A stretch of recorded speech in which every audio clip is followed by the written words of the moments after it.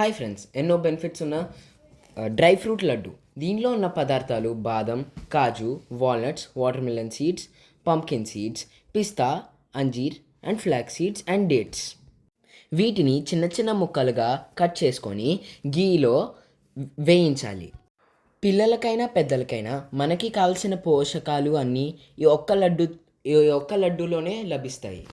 వీటిల్లో ఉన్న బెనిఫిట్స్: బాదం healthy fats and antioxidants, కాజు boost immunity, walnuts rich in omega-3 fatty acids, watermelon seeds which has high protein, magnesium and zinc, pumpkin seeds which regulates blood, pista controls cholesterol, anjeer rich in fiber, flax seeds improves digestion and dates which are iron.